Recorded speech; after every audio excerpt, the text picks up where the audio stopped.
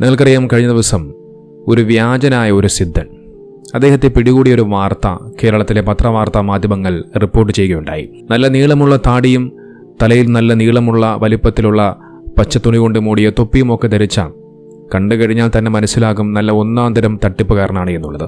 ദിവ്യഗർഭം ധരിപ്പിക്കാമെന്ന് പറഞ്ഞുകൊണ്ട് ഒരു യുവതിയെ ബലാത്സംഗം ചെയ്തു പീഡിപ്പിച്ചു എന്നുള്ളതാണ് പരാതി. അതുമായി ബന്ധപ്പെട്ടുകൊണ്ട് പോലീസ് ഇയാളെ പിടികൂടുകയും ചെയ്തു. ഈ പറയപ്പെടുന്ന വ്യക്തിക്ക് യൂട്യൂബിൽ മിറക്കിൾ പാത്ത് എന്ന് പറയുന്ന ഒരു യൂട്യൂബ് ചാനലുമുണ്ട്. ഏതായാലും ആ ഒരു വാർത്ത ഞാനൊന്ന് കാണിക്കാം. മലപ്പുറത്ത് സിദ്ധൻ ചമഞ്ഞ് യുവതിയെ പീഡിപ്പിച്ച യൂട്യൂബർ അറസ്റ്റിലായി. മിറാക്കിൾ പാത്ത് എന്ന യൂട്യൂബ് ചാനലിന്റെ ഉടമയും ഉദിരംപോയിൽ സ്വദേശിയുമായ സജിൽ ചെറുപാണക്കാടിനെയാണ് പോലീസ് അറസ്റ്റ് ചെയ്തത്. ദിവ്യഗർഭം വാഗ്ദാനം ചെയ്താണ് ഇയാൾ യുവതിയെ ബലാത്സംഗം ചെയ്തത്. വാർത്തയുടെ കൂടുതൽ വിവരങ്ങളുമായി പ്രശാന്ത് നിലമ്പൂരുണ്ട്. പ്രശാന്ത് പറഞ്ഞോളൂ.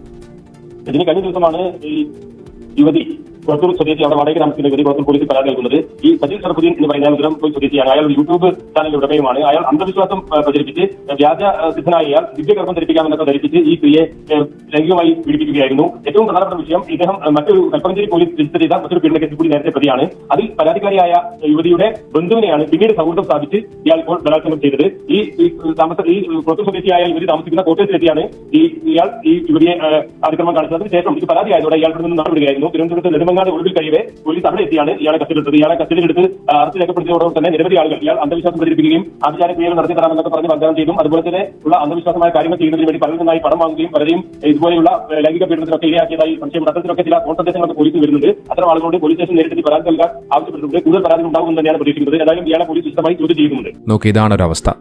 ആ വണ്ടിയിൽ നിന്നും ഈ പറയപ്പെടുന്ന വ്യക്തിയെ പോലീസ് പിടികൂടി കൊണ്ടുവരുന്ന സമയത്ത് ആ വണ്ടിയിൽ നിന്ന് ഇറങ്ങിക്കൊണ്ട് ഇങ്ങനെ കൈവീഴ്ചയൊക്കെ കാണിക്കുന്നുണ്ട്. എന്തോ വലിയ രാജ്യത്തിനു വേണ്ടി സമ്മാനം നേടിയതുപോലെ, വലിയ അംഗീകാരം ലഭിച്ചതുപോലെയൊക്കെയാണ് പെരുമാറ്റങ്ങളും മറ്റു പ്രവർത്തനങ്ങളുമെല്ലാം. ഇയാൾ നേരത്തെ ഒരു പെൺകുട്ടിയുമായി ബന്ധപ്പെട്ട കേസിൽ പ്രതിയാണ്.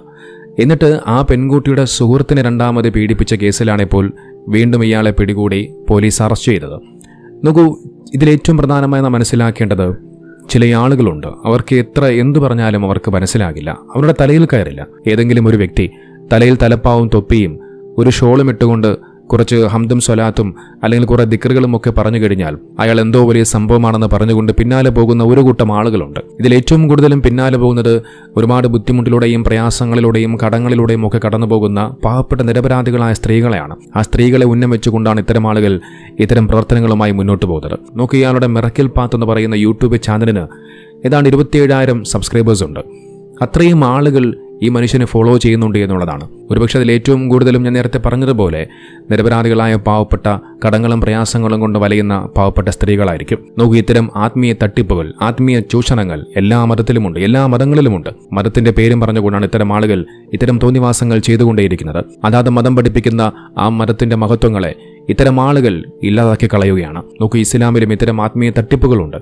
മതത്തിന്റെ പേര് പറഞ്ഞുകൊണ്ട് ഇത്തരം തട്ടിപ്പുകൾ നിരന്തരമായി നടന്നുകൊണ്ടിരിക്കുന്നു. സുലാത്തിന്റെയും ദിക്റിന്റെയും പേരിൽ പണം പിരിക്കുക, യൂട്യൂബിൽ ലൈവിൽ കൂടി ഗൂഗിൾ പേ അക്കൗണ്ട് നമ്പർ മറ്റുമൊക്കെ കാണിച്ചുകൊണ്ട് പൈസ ഇടാൻ പറയുക, അത്ഭുതങ്ങൾ കാണിക്കുന്നുവെന്ന് പറഞ്ഞുകൊണ്ട് പൈസ പിരിക്കാൻ പറയുക.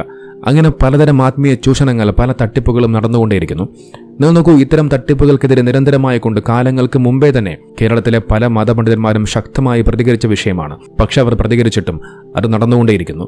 അത് തുടർക്കഥയായി തുടർന്നുകൊണ്ടേയിരിക്കുന്നു. നമുക്ക് അവരെ സംബന്ധിച്ച് അവരുടെ കടമ എന്ന് പറയുന്നത് അത്തരം കാര്യങ്ങളെക്കുറിച്ച് പ്രതികരിക്കുക എന്നുള്ളത് മാത്രമാണ്. അതുമാത്രമേ അവരെ കൊണ്ട് സാധിക്കൂ. നേരെ മറിച്ച് ഇത്തരം അനാചാരങ്ങളും ഇത്തരം ആത്മീയ തട്ടിപ്പുകളും നടത്തുന്ന മനുഷ്യരെ ബലമായി പിടിച്ചുകൊണ്ട് അവരെ ഒരിക്കലും അതിൽ നിന്ന് മാറ്റാൻ കഴിയില്ലല്ലോ. നോക്കൂ, കല്യാണത്തിന്റെ പേരിൽ എത്രയെത്ര പേക്കുത്തു നടക്കുന്നു, നേർച്ചകളുടെ പേരിൽ എത്രയെത്ര ആഭാസങ്ങൾ നടക്കുന്നു, എത്രയെത്ര തോന്നിവാസം നടക്കുന്നു, എത്രയെത്ര ആത്മീയ തട്ടിപ്പുകൾ നടക്കുന്നു. അതിനെക്കുറിച്ചെല്ലാം ശക്തമായി അവർ പ്രതികരിച്ചിട്ടുണ്ട്. പ്രതികരിച്ചിട്ടും അവർ നന്നാകുന്നില്ല എന്നുണ്ടെങ്കിൽ അവരെ അള്ളാഹുവിലേക്ക് വിട്ടുകൊള്ളുക. റബ്ബ് നോക്കിക്കോളും, പടച്ചവനെല്ലാം കാണുന്നുണ്ടല്ലോ. നോക്കൂ, സമൂഹത്തിന് മുന്നിൽ പരിപാവനമായ ദീനുൽ ഇസ്ലാമിന്റെ മഹത്വത്തെ കളഞ്ഞു കുളിപ്പിക്കാൻ ശ്രമിക്കുകയാണ് ഇത്തരം ആളുകൾ. അതുകൊണ്ട് എൻ്റെ പ്രിയപ്പെട്ട സഹോദരിമാരോട് പറയാനുള്ളത്, ദയവ് ചെയ്ത് നിങ്ങൾ ഇത്തരം ആളുകളുടെ പിന്നാലെ പോകാതിരിക്കുക. അവരെ നിങ്ങൾ കണ്ണടച്ച് വിശ്വസിക്കാതിരിക്കുക. അത് പറഞ്ഞിട്ടും നിങ്ങൾ ഇത്തരം പ്രവണതകളിലേക്ക്, ഇത്തരം ആളുകളുടെ പിന്നാലെയാണ് നിങ്ങൾ വീണ്ടും വീണ്ടും പോകുന്നത് എങ്കിൽ നിങ്ങൾക്ക് ഇഹലോകത്തും പരലോകത്തും നിങ്ങൾക്ക് നഷ്ടം മാത്രമേ ഉണ്ടാവുകയുള്ളൂ. ഇതോടൊപ്പം ഒരു കാര്യം കൂടി പറഞ്ഞു വയ്ക്കാം.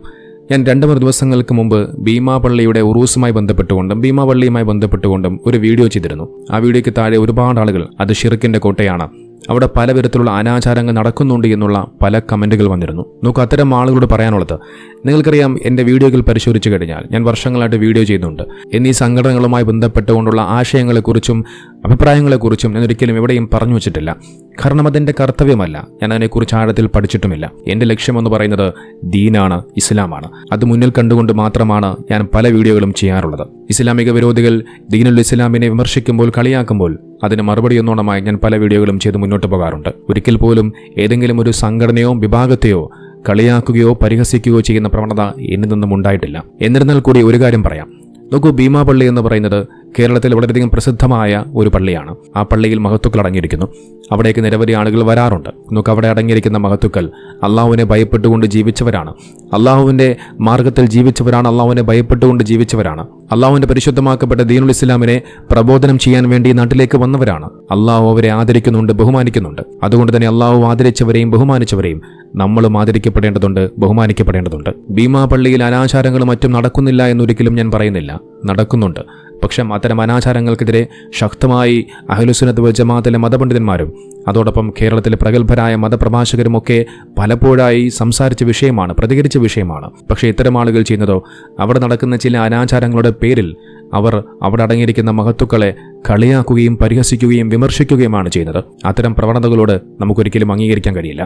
ഇത്തരത്തിൽ ഭീമാ പള്ളിയുമായി ബന്ധപ്പെട്ടുകൊണ്ട് ഞാൻ വീഡിയോ ചെയ്ത സമയത്ത് അസീബാസി എന്ന് പറയുന്ന വിഴിഞ്ഞത്തുകാരനായ കമ്മ്യൂണിസ്റ്റുകാരൻ കൂടിയാണ്. പ്രൊഫൈൽ ചെക്ക് ചെയ്യുമ്പോൾ മനസ്സിലാക്കാൻ സാധിക്കും. ഒരു ഫ്രീക്കനായിട്ടുള്ള ഒരു വെറൈറ്റി മുജാഹിദുകാരനാണെന്ന് പറഞ്ഞു വെക്കാം. ആ ഫ്രീക്കനായിട്ടുള്ള മുജാഹിദുകാരൻ എനിക്കൊരു മെസ്സേജ് അയച്ചു. ആ മെസ്സേജ് വായിച്ചപ്പോൾ ഞാൻ ആദ്യം കരുതിയത് നല്ല സൽസ്വഭാവിയും നല്ല സൽഗുണനും നല്ല സൽപ്രവർത്തനങ്ങളുമായി മുന്നോട്ട് പോകുന്ന നല്ലവനായ ഉണ്ണി എന്ന് പറഞ്ഞതുപോലെ നല്ലവനായ ഒരു മുജാഹിദുകാരൻ എന്നാണ് ഞാൻ ആദ്യം കരുതിയത്. അതിനുശേഷം ഞാൻ ഈ പറയപ്പെടുന്ന ഈ വ്യക്തിയുടെ പ്രൊഫൈൽ ചെന്നപ്പോഴാണ് അതിലേറ്റവും വലിയ തമാശ, കോമഡി എനിക്ക് കാണാൻ സാധിച്ചത്. ഏതായാലും അത് കാണിക്കുന്നതിന് മുമ്പ് ഫ്രീക്കനായിട്ടുള്ള ആ മുജാഹിദുകാരൻ്റെ മെസ്സേജ് ഞാനത് വായിക്കാം. സഹോദര, ഇസ്ലാമിനെ പരിചയപ്പെടുത്തേണ്ടത് അള്ളാഹുവിനെ ആരാധിക്കണമെന്നും അവന് പുറമെ ആരാധിക്കപ്പെടുന്ന സർവ്വതിനെയും ഉപേക്ഷിക്കണമെന്നും മുഹമ്മദ് റസൂലിൻ്റെ പാതയെ പിൻപറ്റണമെന്നുമാണ്.